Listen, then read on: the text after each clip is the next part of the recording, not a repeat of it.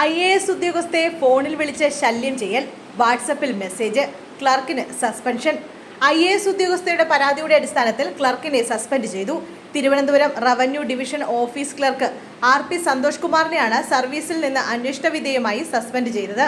IAS ഉദ്യോഗസ്ഥരുടെ ഗുരുതര സ്വഭാവമുള്ള പരാതിയുടെ അടിസ്ഥാനത്തിലാണ് നടപടി.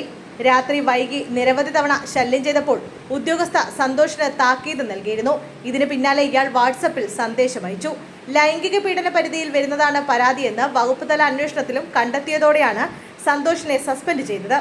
ഉദ്യോഗസ്ഥ ചൊവ്വാഴ്ചയാണ് റവന്യൂ വകുപ്പ് പ്രിൻസിപ്പൽ സെക്രട്ടറിക്ക് പരാതി നൽകിയത്. മെയ് 6 രാത്രി 11 മണിക്കും മെയ് 7 രാവിലെ 8 മണിക്കുമിടയിൽ നിരവധി തവണയാണ് സന്തോഷ് IAS ഉദ്യോഗസ്ഥയെ ഫോണിൽ വിളിച്ചത്.